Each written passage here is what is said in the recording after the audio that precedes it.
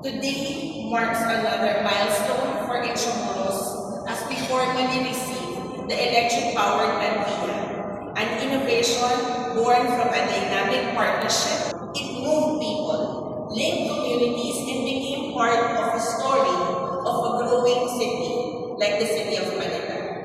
Today, we reintroduce the same spirit of progress. This time, we are now guided by the principles of sustainability and environmental responsibility.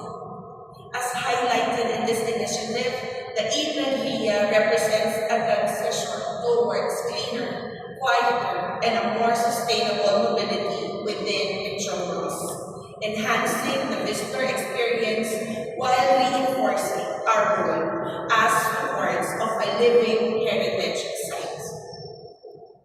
We would like to extend our sincere appreciation to the Department of Science and Technology under the leadership of our very passionate Secretary, Renato Yusudu Jr., as well as the Cagayan State University, the University of Philippines, Diliman, the UST Industrial Technology Development Institute, and of course, the UST NCR for... Ang sagot ay hindi sa pagsalikod sa kasaysayan at hindi rin sa pagandang sa pagbabago, kundi sa maingat na pag-uugay ng dalawa. Ang sagot ay sa paglikha ng mga makabagong solusyon na nakaugat sa ating kultura at isinusulong ng sama-sama. May malasakit sa kalikasan at may pagmamalaki bilang Pilipino. Sa pagdahak ng E-Tranvia sa mga lansangan ating makasaysayan lungsod, dala nito ang isang malinaw na mensahe. Kapag nagtatais ng malinong malasakit at layunin na ipagpapatuloy natin ang pag-usad ng ating mga bayan.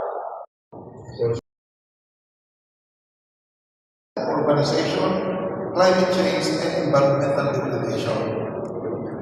By embracing, sinabi po ni Governor kay sa ating Secretary, mag-order ng dalawa ang province of Cagayan. Once again, congratulations to everyone who made this initiative. Majority of our energy need actually is in the transportation. Ganda po natin siya sabi ko, and ngayon, yung pumalo na ng 100 pesos per liter diesel, I don't think we will wait for another 100 to become 200 pesos per liter para ma-realize that indeed electrification of transportation is really the way to move forward. Launch of the 18-seater E-Tranvia vehicle, a project that showcases Filipino ingenuity and the strength of collaboration. So many institutions contributed their expertise to make Today, the electric tram emerges not as an echo of the past, but to the future. It moves on gentleness, with intention, and with a kind of reverence. para naman sa ating pamana Pilipino, ang ating pong campaign na ito ay with Intramuros ay ating pong na pamanahan. Malinaw ang ating mensahe. Ang ating tradisyon ay hindi nakakirti. Patuloy itong umuulan, kinakabayan ng inobasyon, ngunit nananatiling nakaulat sa ating pagkakaprovide technical expertise, strengthen partnerships with our academic industry collaborators, and explore opportunities to scale this innovation. Creation beyond the walls of Intramuros. Through our Science Beyond Borders campaign, we aim to bring ingenuity to our communities, bridging gaps, opening opportunities, and ensuring that no one is left behind in our journey towards sustainable and inclusive development. Together, let us build to continue a future where innovation and heritage move forward side by side. Dito sa Intramuros, ipinakikilala ng DOST ang mga inovasyong nag-uugnay sa ating nakaraan at sa ating kinabukasan. These innovations aim to protect the environment. Aside from that, protect your pocket so that our children and reason why I wanted to really assist Intramuros is not only developing the national charging infrastructure will ensure that electric mobility becomes practical and reliable and accessible for all Filipinos. It supports our climate goals, reduces dependence on imported fuel, and opens new opportunities for innovation and green industries.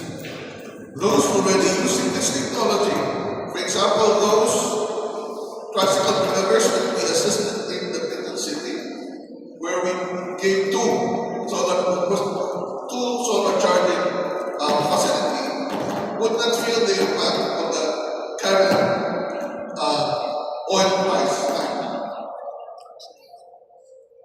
Providing enough power for a day's operation.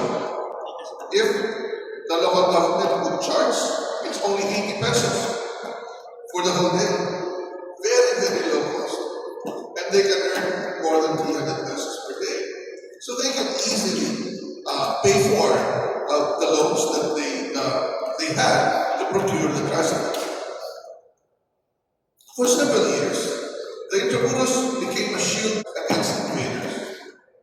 It is a fortress that we built for the safety, security, and prosperity of those inside its walls.